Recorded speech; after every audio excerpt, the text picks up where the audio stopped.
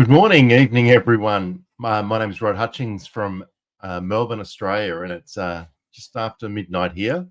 And even though it's after midnight, I'm really looking forward to this panel. Really, we're kicking off our conversation about AI and HR, for the month of October.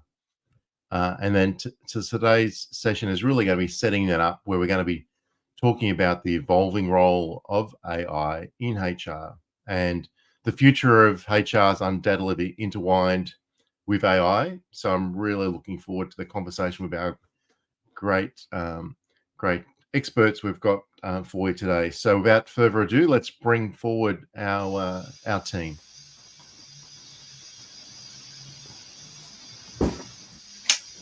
Hey. So good morning or evening, wherever we are. I'm not sure if I think we've got a few different geographies on the panel today, which is really exciting. And so to kick us off, we'll just go around virtually clockwise around our room. And if you can, as you introduce yourself, just share what really excites you about this evolving role of AI in HR and people operations. So over to you, is it Hernan first? Hi, good morning. Can you hear me? Yes, perfectly. Okay. So my name is Hernan Chiosa. I'm originally from Argentina, but I live in upstate New York for the past 10 years. I've been a VP of global talent for a software development company, and now I am acting I have my own consultancy on HR innovation, which of course these days includes AI. And I'm very excited about the opportunities that AI provides for HR practitioners to focus on the things that really matter, and taking from our plate a lot of that busy work that we have that prevents us from really reaching our goals. Thank you, and welcome. And is it Charlie? How do I pronounce your name? Yes, Rod, it's Jolly. So pleasure. Oh, So good. Jolly, yes, I have the pleasure of leading HR for radiology partners here in the US, and I am beyond excited about the potential of AI in our space, just for being able to better partner and better service our clients more efficiently, a lot faster. A lot of the stereotypes and baggage that comes with, if it goes into HR, it takes forever, all the bureaucracy, because we're very thoughtful in how we deliver a lot of tools and products. So the speed of which AI is allowing us to move just a lot faster, really meeting the needs of our clients, is what I'm most excited about. Excellent. Well, welcome. I think it's the first time I've been on a panel with you, so welcome. And welcome, Wayne. I've been on plenty of panels with you, Wayne, and Yes. it's always to meet up with you. So over to you. It's always a pleasure to work with you, Rod. You're always bright and bushy, no matter what time of day it is for these things. But you got to be agile, right? So that's the whole point here. Wade Tarkin, calling from Cherry Hill, New Jersey, right outside of Philadelphia in the States. And I've always been a disruptor in HR. I work with clients, I work with students. I teach a course at the University of Pennsylvania, developing the agile leader in the organization. And this year we're going to add an AI component to that. I think that I view AI just like any other project. You have to use certain methodologies to kind of implement it. I think people are nervous about it, not sure what it is, could replace us, replace my role. But I think, I view it's going to be a complementary, not replacement focus. And as I mentioned in my notes, a lot of people think, you need big companies use it effectively. And I don't think so. I think I'm actually taking Enrique's course, Hacking HR course on AI. It's phenomenal. He didn't pay me to say this, but if you want to know more about it, it's a great course. Sign up for it when it comes again. And I'm just looking forward to the discussion. And I always learn a lot, as well as from the participants and as well as the audience. Absolutely, that definitely happens. And welcome to Carol. Whoop, it's Carol. Yep. Hey, Carol. Hi, good morning, good afternoon. Can you hear me? Yes, definitely. Can you hear me? Yes, we can hear you.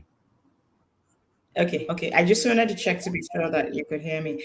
Okay, I was just saying good day to everyone. I'm glad to be here. I think this is a topic that interests me quite a lot. I'm in Nigeria, in Lagos. It's 3 p.m. already here, so the day it's already far gone. But this is a topic that interests me, and there's a lot of, I guess, from a HR perspective, one of the biggest things that you hear from people is, oh, is this going to take my job? Am I still going to have a job when we do all of these things? But there are very many opportunities that organizations can leverage, even from an employee perspective, from the employer's perspective as well, and then also from a leadership perspective that can be leveraged with AI. So I look forward to the conversations this morning or afternoon, wherever people are dialed in from. Yeah, thank you.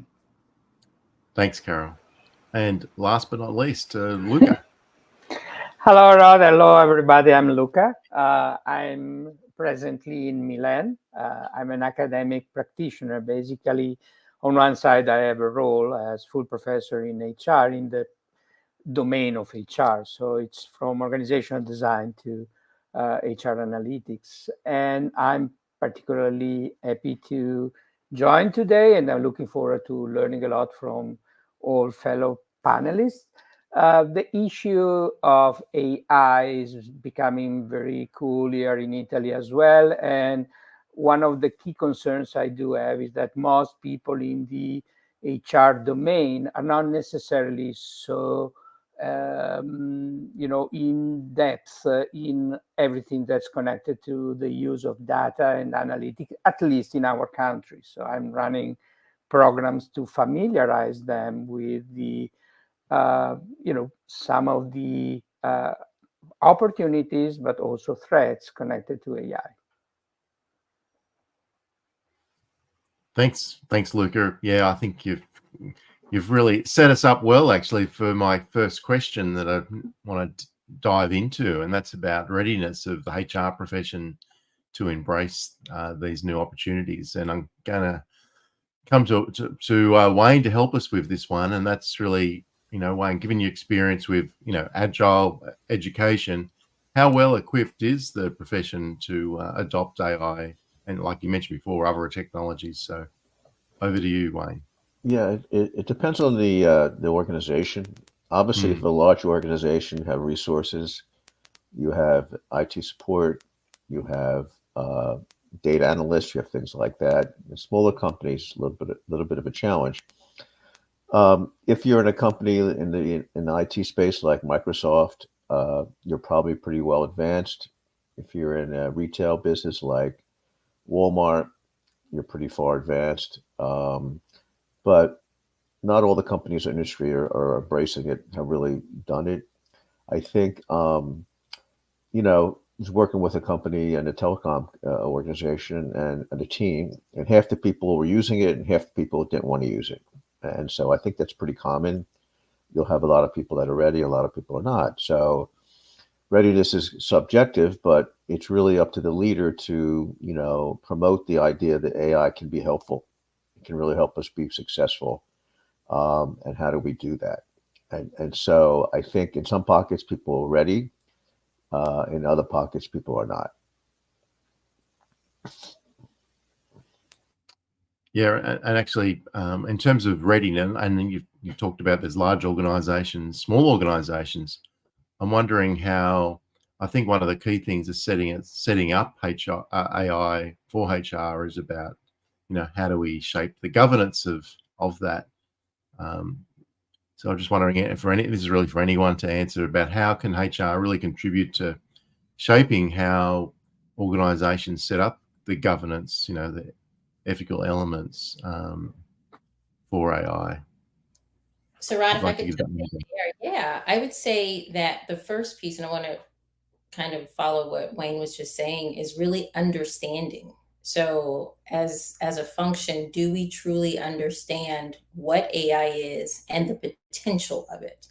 Before you set up governance frameworks, you start to look into ethical views or policies, you really need to understand what it is and how you could, because it continues to evolve. So I would say with the evolution of it, how we use it continues to evolve. But at this point in time, how are you going, or how are you planning to use it? What is the potential for it? And then you can go back and say, okay, now that we understand that, what are the controls, governance policies we need to put in place? But I think it really starts with truly understanding where you are today in this moment, but also the potential of it before you can even engage in some of those discussions. Yeah, that's a really good addition, Charlie. Anyone else want to add on to that starting bit? I can add one thing. And I do lots of presentations for HR practitioners and HR leaders on the topic of AI. And a lot of the responses that I get is they look at their calendars, look at their watches, and they say, how long till retirement? Because I don't want to deal with this. But the reality is that it's something that they will have to deal with it. And it's a new way of working and a new way of collaborating with technology. And when people try to use AI, say ChatGPT, as you would Google, they fail and they feel that they are not getting the value that they are expecting, because they are approaching it as an oracle type of tool, which has deterministic results, and everything every page that Google serves to you exists. But it's not the same thing with AI. So it's about changing the mindset and the way that you work with technology. No, that's very true. And maybe that's let's sort of move on to the next question, which is really about, I guess, hurdles HR leaders face when introducing AI technologies. And a lot of this can apply to all technologies, I think. And I'll come to Charlie about this. So from a HR perspective, what organization or ethical or cultural challenges do leaders need to address, when looking at implementing AI-driven processes? And there's lots of different operations and HR elements that really are adopting AI now. So just what's a flavor of some of the challenges that we've got? And I think we started on this already. I was just going to say, I think it just follows what Wayne kicked off with, is you have a portion of your population that are early adopters. They're using it. They're leaning into it, even though, and I'll divide this answer into two responses, that are comfortable. You have those that are, I don't want to say fearful, but very leery, very hesitant, because it's what Hernan was saying. It's new. They're like, oh my God, not another technology thing. I have to, not understanding that it's already here. It's not something that just going back, like this is present, it's being incorporated. And then you have the laggards that we know will take a long time or are fully resistant. And I think with that division, the education piece is so key, and it will take time. One of the challenges with the education piece with AI is because of the rate of the evolution of AI. You can go in and you educate, but it may have a new feature, something new and different, or something that will add additional value. And people may feel like this is overwhelming because I just sat through a training or an educational opportunity. And from that point to 6 weeks, 6 months from now, it has evolved again. So that for me is one challenge. I think for organizations is they're trying to figure out, because of all of the cybersecurity concerns, the concerns around data protection, is, are we going fast? Are we going too fast? And then even for those companies that have set up their own version of some type of GPT, or I've heard all of the different names that people use, you're finding employees that where it's prohibited, we're just going outside and then we'll email it to ourselves with the AI. So we're still putting the data out into the system. We're just not doing it necessarily in a secure way. So I think the second challenge would be is for companies to understand how their employees are using AI and then put the parameters in place for that moment, because again, it continues to evolve to safeguard and protect their information, because people really are going outside and using it and sending it back. So I would say really educating for that moment in time, and teaching how AI is evolving. And then two, for companies or organizations to understand how their employees are using it, which is a big challenge, because I know this is about us as HR leaders. It's a challenge for us because it's an ever evolving discussion. One month you may be presenting on, hey, this is the challenge, this is the tool, this is how we're going to leverage. But as the artificial intelligence continues to evolve, you see opportunities to use it in a different way. It might have started out in recruiting. Now you see it in training or performance management. I just had a demo for a comp evolution and trending tool. There's so many different ways we see it entering into our field. I think just our ability to stay agile and be present for where we are today, but also the importance of the potential. Yeah, that's a you covered lots of area there, and yeah, you pretty hit it up in the head. Yeah. If I may add something about that, I think that one of the focus should be to go back and check how we take decisions. Sounds strange, but many times the idea is that, AI is just stepping in and taking decision in our place. Truth is, most AI, particularly the one which is based on a large language model, cannot be specific, at least for now. So it's taking decision based on assumptions of what might be okay for many companies across large databases or data sets, while many HR people need very specific answers to specific issues that we do have here. So first thing is, let's take a look at how we do that. And then clearly the other topic will be to check our data in the hope that at some point the so-called small large language model will be able to make that knowledge specific to what's happening here. And I think that's an interesting point, because it also takes into place the fact that sooner or later we will have to confront two levels of bias. Our bias, which is existing, and many times we don't measure that, and the bias that is inside technologies. So, that's at least my perspective. You've weaved in a number of really things that are hot in my mind, and that's about, you need the right data, because it's only going to be as good as the data, isn't it, in helping you make decisions. And then the bias. I mean, you can have bias because the data is not actually complete or not representing everybody. Is certainly, a challenge I think that we have.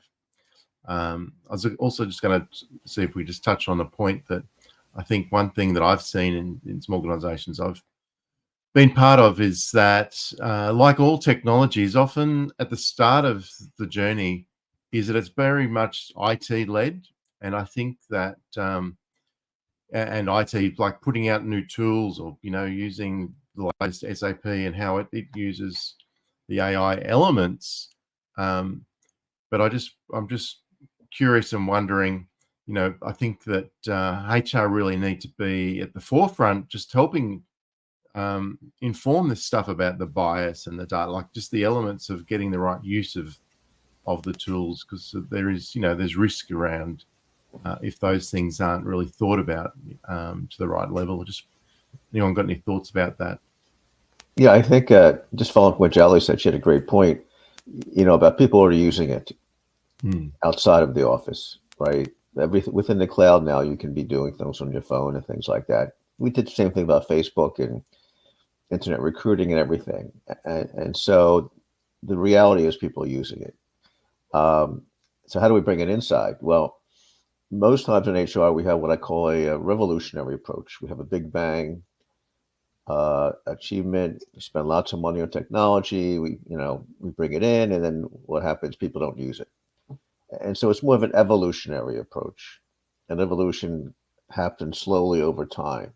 And I think for an organization or a team to say we're going to do AI tomorrow is foolish. It's not going to work. It's going to take those perhaps early adopters who are using it already and helping them bring some things inside, some things that don't really impact bias or, data, things like how we do work, how we run meetings, how we communicate, those kinds of things, how we develop an email, how we develop an agenda, who takes minutes, those things that people do on a daily basis, I think has the greatest impact in AI, because it's going to help streamline, make you more efficient and get things done. I think that's a good way in around even minutes. Like I actually did my own little personal experiment with myself and found that sometimes if I'm taking minutes in meetings and I'm actually doing it without AI or technology, what I've noticed for myself is sometimes I've got a bias about what I actually write down. Yeah. What I'm focused on is what I write down. Well, it's your context, right? And so you flavor it by that. So whereas the AI, when I've used like recordings and used some AI over it to write notes, there's extra points that pop up that I just didn't write down. So that's got a lot of opportunity there for us as well, I think. Anyone else want to add to this little start? Rod, Yeah, I think. Oh, sorry. Go along. Go ahead. You go, Carol. Okay, so I was just to add to the conversation around this. So I do think that HR has like quite a big role to play in how the organization actually adopts and also just shapes the transition for the organization. And I guess I would say that it's first of all, and I think like Julie had pointed out, it really starts from as HR professionals or leaders really understanding AI, understanding what the benefits are, understanding how the organization can leverage AI, and then influencing the conversations at a leadership level. Because the way I would look at it would be you can either be an early adopter or you can be a late adopter. You've got to just find what works for your organization and where your organization is on that pathway, and what is, I guess, because there would always be competing priorities, but what is most important for the organization. But you then also need to look at it from the perspective of the implications for employees, even as talent in the workplace. So there's so much efficiency that comes through from leveraging different tools. Also from a productivity point of view, from an efficiency point of view, that's there. And then just helping people get to the point where they can do a lot more meaningful work. So there's that perspective as well to look at things. So beyond the processes point of view, or beyond what it is that you can do from a business point of view with AI, there's the base level, which is looking at it from an efficiency, looking at it from a productivity point of view, and seeing how that ultimately the engagement levels for employees in the organization. And I think that shaping that conversation, influencing the conversation within the organization would rest with HR. And doing that, and then being able to this also paint that picture of how ultimately this would drive business outcomes is something that as HR professionals or HR leaders should really be looking at here. Just to add that. Thank you. So Carol, if I could interject there, Carol, you had so many great points, and I would just add on to all of that is that when you're thinking about your HR strategy and for the future, so we are all in the workforce. It's new to us in the workforce, but we have to also think about the generations that are entering that are already leveraging and using AI. So we spend a lot of time speaking about how to educate, how to inform, but we're using it so often. I think also on the education piece, teaching people how they already use it today. They just may not be aware of it.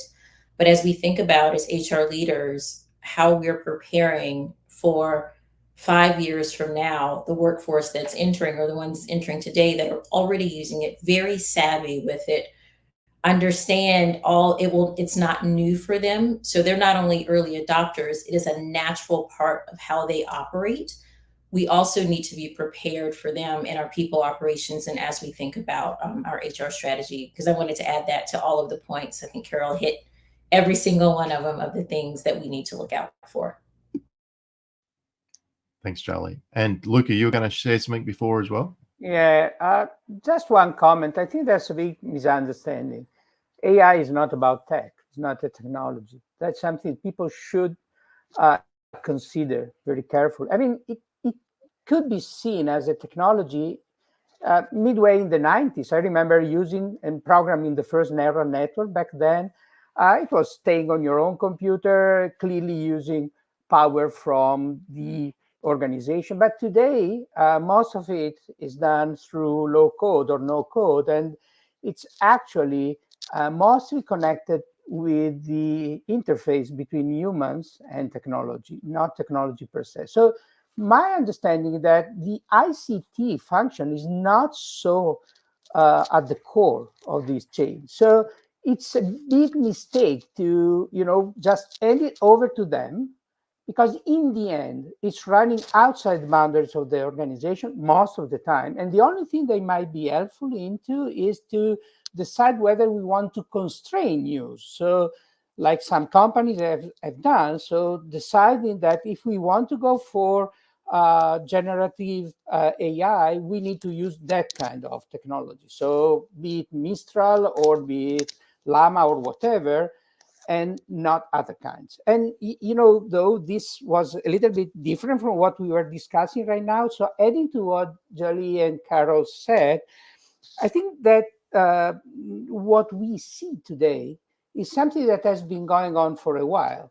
So most people today are approaching new uses of data, technology, and so forth outside the boundaries of companies. So there has been a dramatic change. In the past, as HR, we needed to train people into technology they were not aware of.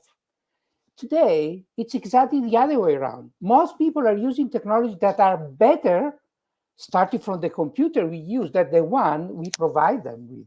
So that's an interesting and different twist in our role, I guess. Yeah, that's quite an interesting extra insight. I think that's absolutely correct. All right, I'm going to move us on because we're already 27 minutes into this panel. And one thing, and I think it might have been Carol who brought this up at the start. One thing that there is a lot of conversation in the media and other things about where's AI, is it going to complement or replace our workers, and particularly our knowledge workers. And so I'm just curious, just having a conversation, and I'll come to Carol on this one. It's just what measures can HR insert to sort of balance out that, it's really about the human-centric processes, and also just managing that fear. I mean, potentially that can happen across organizations. So over to you, Carol, on that one. Yeah, thank you. Yeah, so I'd say that I guess HR actually would need to partner a lot more with line leaders in terms of this, and it's helping people. And I think that it's really just helping people see the full picture. And it's really about what it is that we show up in terms of as case studies. So if we look at the practical ways in which we have been able to leverage AI within the organization. So if you think about things from a recruitment point of view, in terms of shortlisting, in terms of being able to screen candidates, those sort of things, if you also look at it from also from a learning point of view, in terms of building people's skills, helping people upskill, if you do use it on your learning platforms and all of that. So it's really helping people see that. I would say that it should be something more complementary, and it's helping people see that. So it's saying, the narrative really would be, how do you use AI to show up as a better leader? How do you use AI to show up as a better employee? How do you use AI to maximize your potential? So it's more from that perspective of leveraging the tools. And I would also say from the perspective of saying that the human part is not going to go away. There's a lot of focus. I guess maybe I would say maybe probably from post-COVID, a lot of focus on being human at heart. There's a lot of focus on being a lot more empathetic, the whole conversation around well-being and all of that. And I think Luca has spoken to some of the data models. So there's some things that your models are not going to be able to do for you precisely. So the human part of things would still be there. So it's really just helping employees and even helping business leaders as well, because the business leaders are the people that the employees engage with on a day-to-day basis. So it's helping them see this is the narrative. This is what it is that you should be communicating or you should be sharing with your teams. I would say stories help a lot.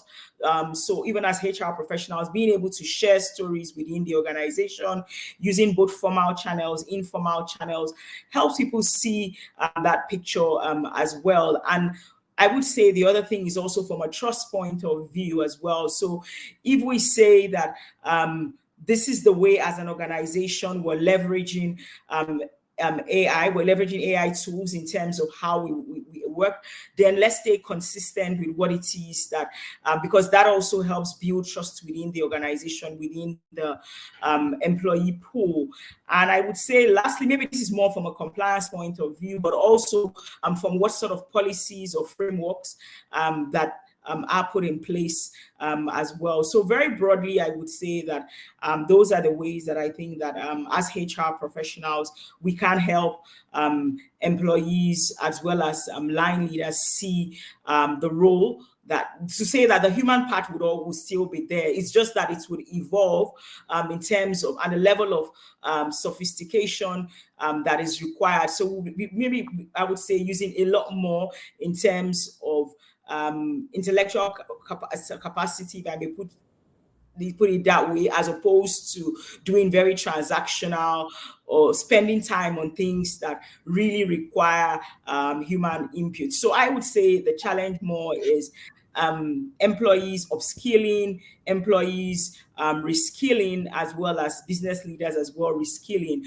So it's only if you don't reskill that then the risk of becoming redundant, or the risk of technology or somebody else, because it might not even be the AI tools, it might be somebody else who's better skilled, better equipped, who might then be taking on your role. Yeah. Thanks, Carol. You covered a lot there. Who wants to add? Yeah, I think we tend to be, we look at technology as, especially AI, as something omnipresent. It's a big thing, how are we going to deal with it? But we have a long track record of successfully handling technology. You look at the car, right? Replace the horse.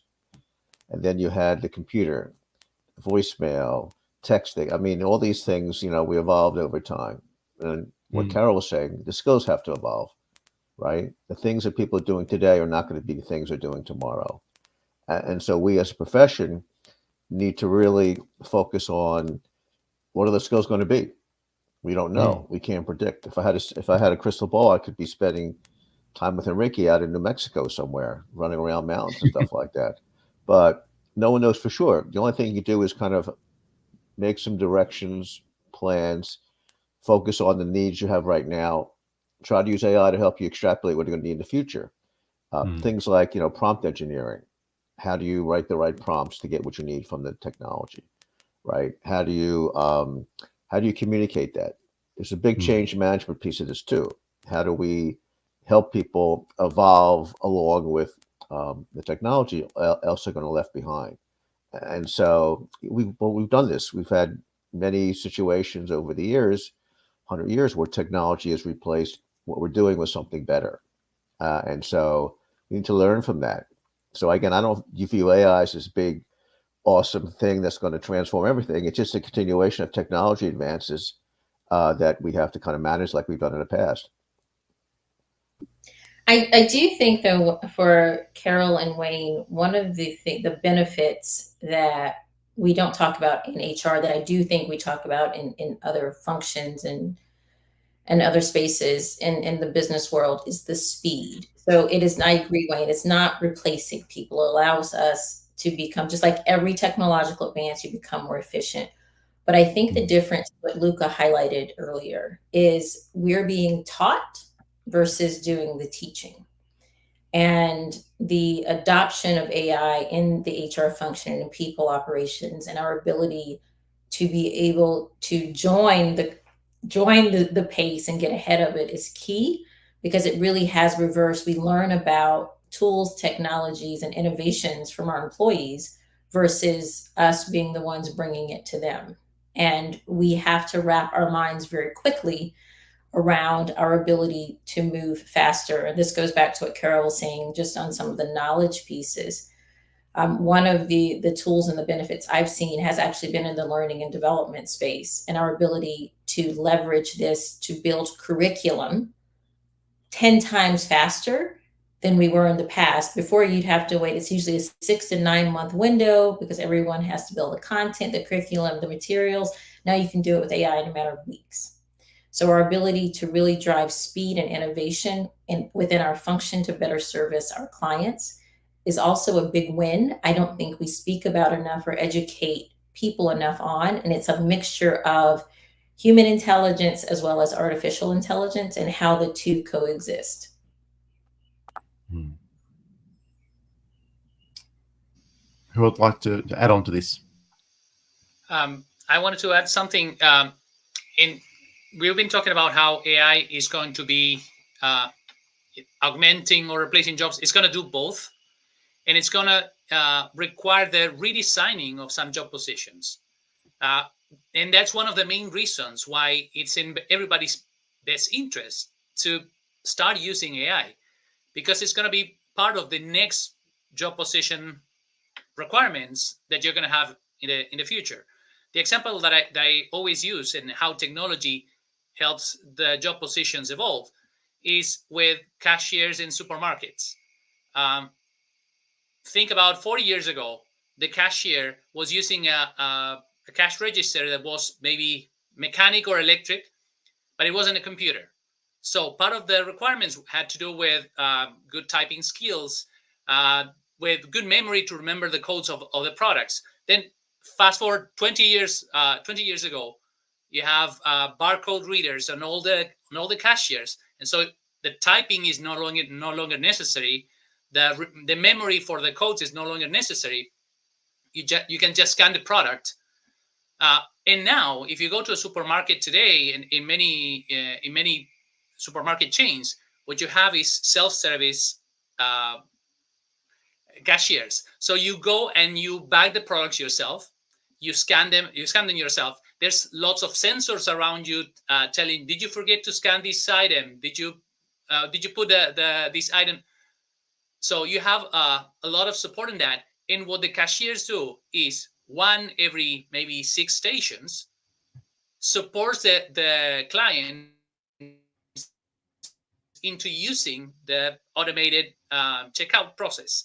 So they are still cashiers, but the job has evolved tremendously from what it was 40 years ago. And so they needed to add new skills, and that also leaves new opportunities for the type of work that they can do. Now they don't have to bag, they don't have to type the codes. They can do some things related to customer support. They do some work related maybe to marketing insights. They could do some observations, some surveys. So it's a very different position, and we need to be prepared because our positions are going to be disrupted in that way. Rod, if I might bring a contrarian voice, just a little bit about yeah, that's fine. That's good. So, I think we are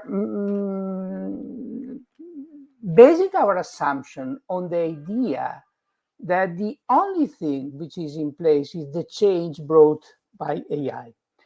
Actually, if we think of technology that we are using today, most probably many of the consequences in terms of employment would have been brought about by more traditional algorithmic changes. So my point here is to say that even though it's true that there will be some substitution coming from technology, I don't see that coming directly or definitely from AI per se, but it's part of the standardization of organizations, technologies, ways of interacting, and so forth. So it's kind of a cumulative process. So my view as a user of AI and as an observer is that what AI will bring is a sharp divide between people and professions that can leverage it to increase their productivity and therefore their market value, and professions that cannot do that. So it's not probably about the sheer number of positions, but it can be another factor in creating even more, difference within the job market. So, that's just my 2 cents on this. Yeah, no, that's some good additions there. And yeah, how do we get difference? Like one of the things, maybe the next area I'll just explore a little bit. And there was a comment, it's around the idea of risk management. And in terms of risk, that like an area of risk, I think, is one area HR has been really working at is advancing diversity, equity, inclusion. But there are potential risks as well, with AI around that. I'm just wondering what's the panel's thoughts about risk and around how do we just ensure that there is that still inclusion, or how do we advance inclusion with AI is a particular area. Anyone got any ideas on that one?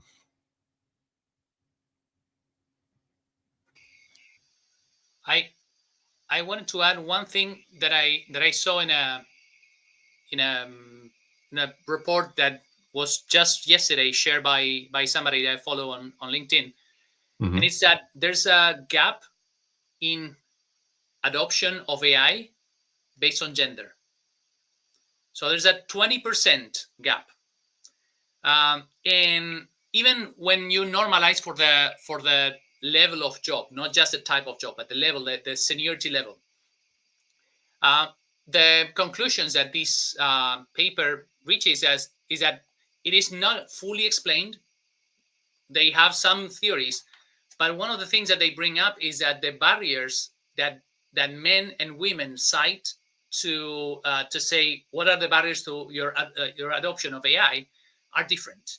And in the case of men, has to do more with employer restrictions and data confidentiality.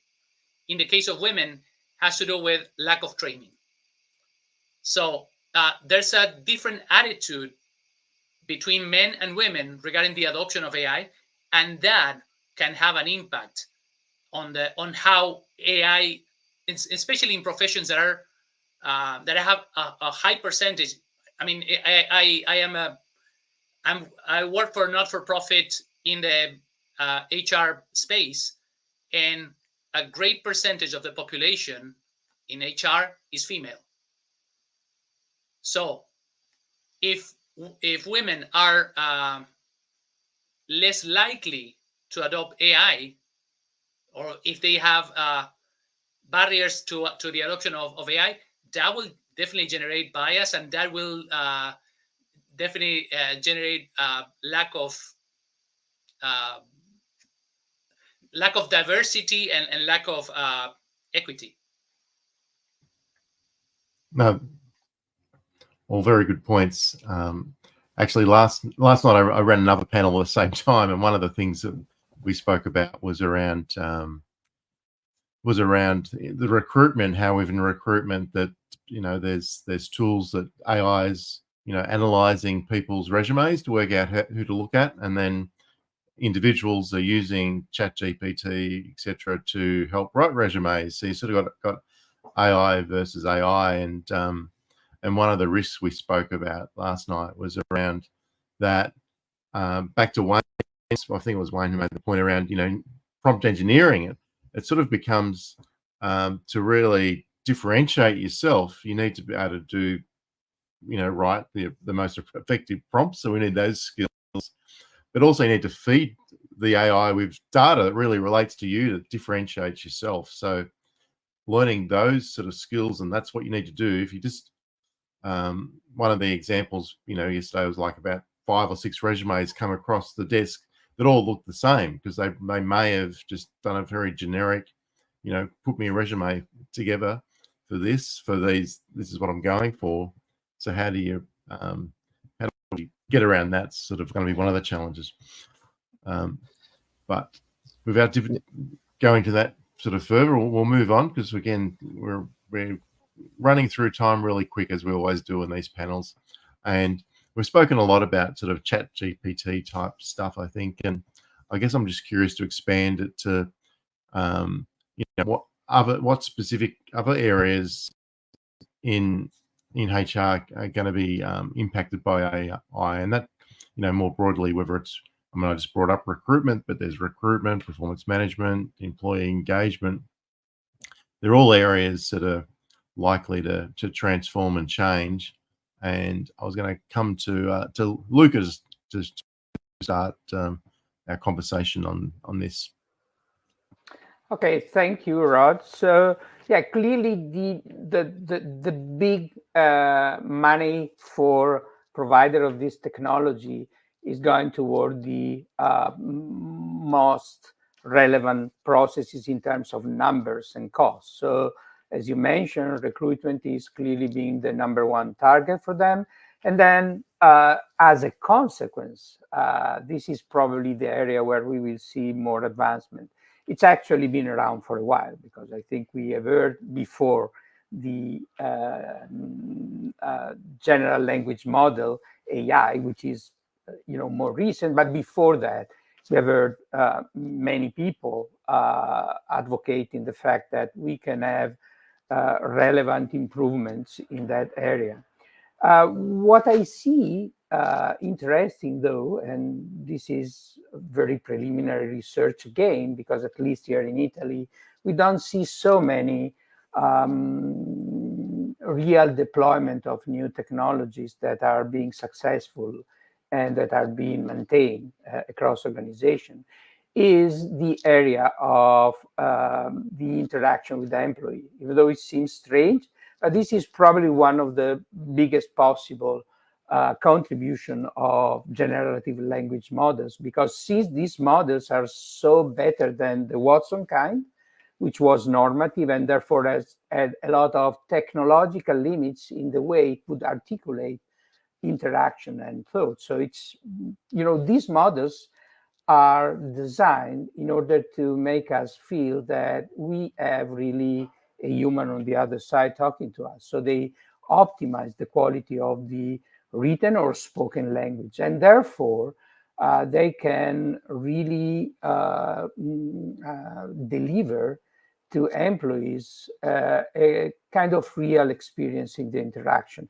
Even though, again, research is pointing to the fact that the same thing happening in robotics, at some point when we start believing that they are so similar to humans, we will be disappointed. There's a typical effect that's been studied in robotics. The better they are, the more we treat them. And then at some point, they're not humans, so they fail.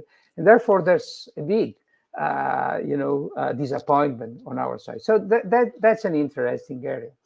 And probably another area that was already mentioned is training. And here, generative language model can help us make sense of the huge amount of training resources we have. So there are some kind of GLM that allow us to pick parts of videos out of huge repositories of video. So let's imagine, you have a huge repository of video and you have a very specific request. Maybe how do I deal with a very angry customer?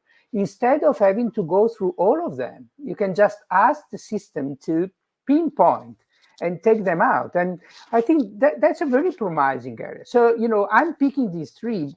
There might be many others. I'm not so convinced in the area of people review, performance management, and so forth. Maybe coaching, mentoring could take advantage of that, but still quite undecided. That's my point, at least. Thanks, Yeah. Luca. I think, where to get started is a question I get a lot. And no question, AI can help in almost every area of HR, especially where there's a lot of automation, a lot of recurring, repetitive things. So let's take the fourth quarter now, and most people are probably focusing on performance reviews, right? You're sending out requests, they're not coming back, they're coming back incomplete.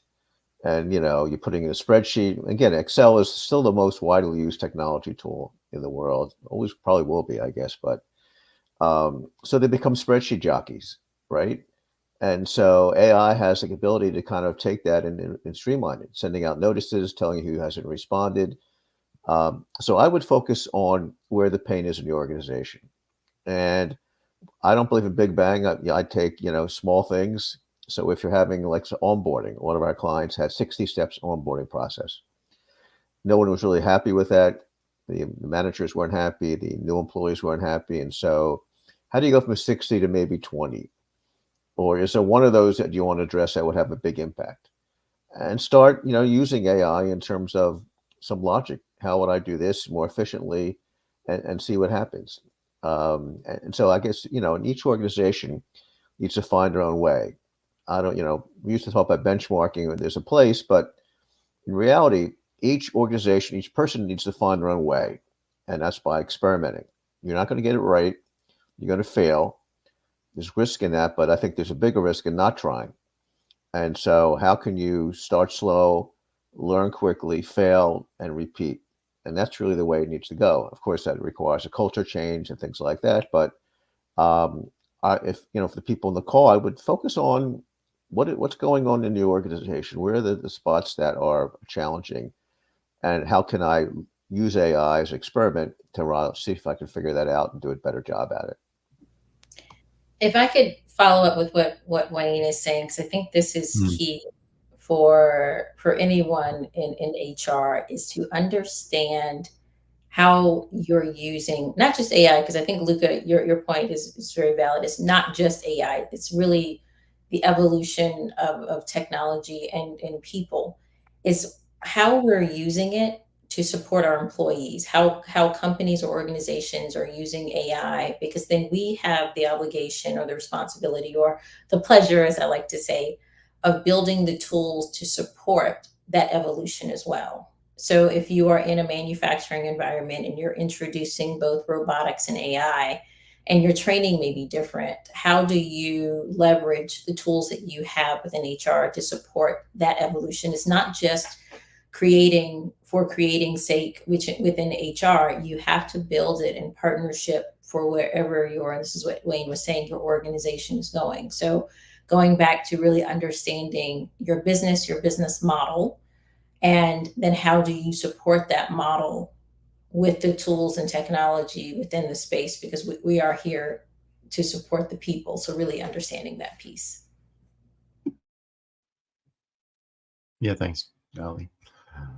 All right, boy, we've only got 7 minutes left. So I think I was going to look at talking about upskilling HR teams, but I think we've sort of just been addressing that here in the last little bit.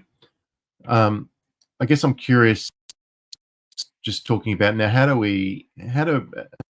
does HR get involved to just look at and measure the success of what we're adopting with AI in improving the way that we operate? Is sort of an area I'd just like to touch on. And so I'll come to you, Wayne, really about metrics or benchmarks, or what way can we actually look at, again, we're going to be probably, moving bit by bit, but how do we benchmark what we're doing to improve? Well, look at it. So I think HR has the biggest impact. AI can have the biggest impact in employee experience, right?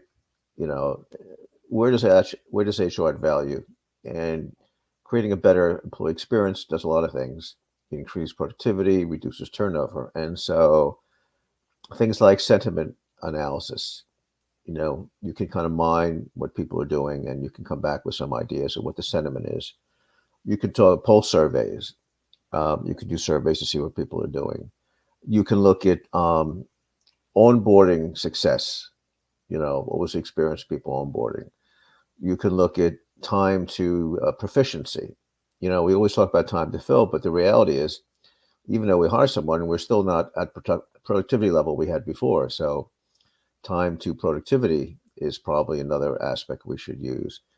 And so use your imagination. Each organization is different.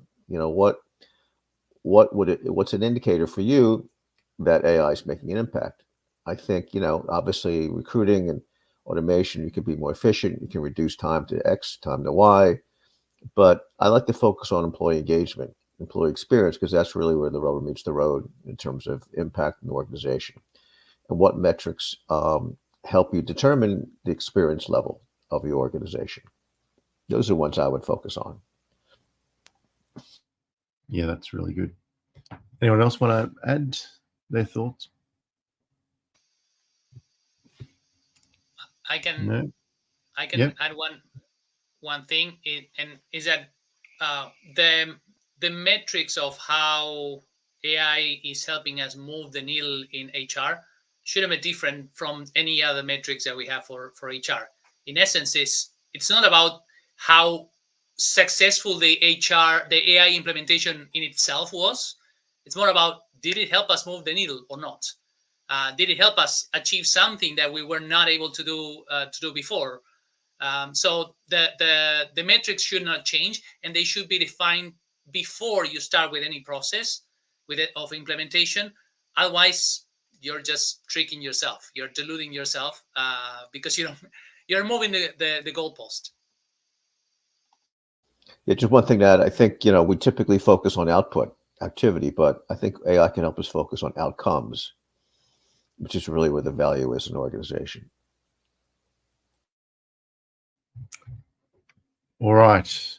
So I'm going to come to our last question. Got 3 minutes left. So as we wrap up, I guess we'll just go around the room like we did at the start, and just if each panel member just wants to share what's sort of one key tip, piece of advice you'd just like to offer if someone's just beginning on this journey of integrating AI into their processes. So we'll just go around the virtual room again. So starting with Hernum. I can't pronounce it right. Yeah. So my recommendation is that people should start using it. It's one of those things that you cannot learn with theory. You learn through practice, and you need to start to apply not in like big vertical use cases, but more like try of what are the small use cases that you can apply to, so you can familiarize yourself with the new way of working that this implies, and then from that you can generalize to other aspects. But it's about learning what AI can and cannot do for you. Thank you.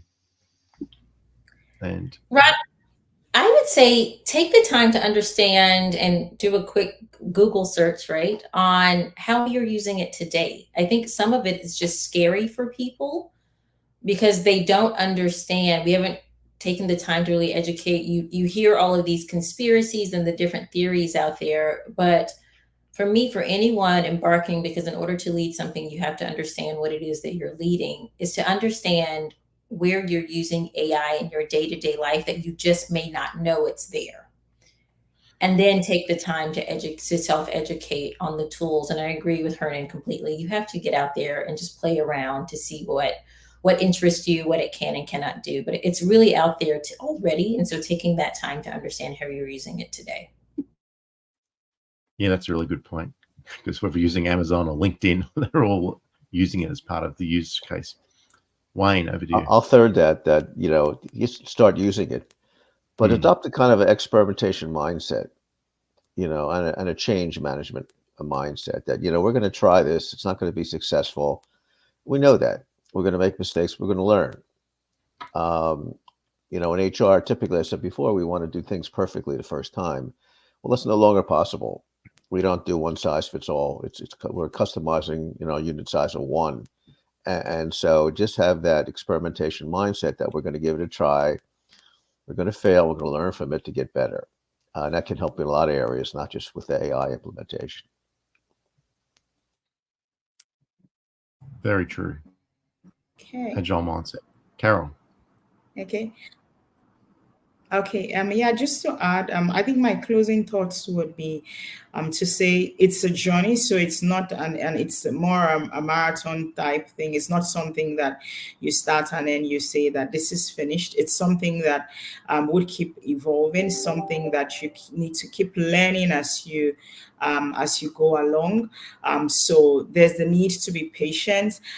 There's the need to look at what milestones you want to achieve, and let those milestones then sort of just spur the organization, be like a catalyst for the change in terms of adoption that you want the organization to see. So I'll just say, summarily, stay focused.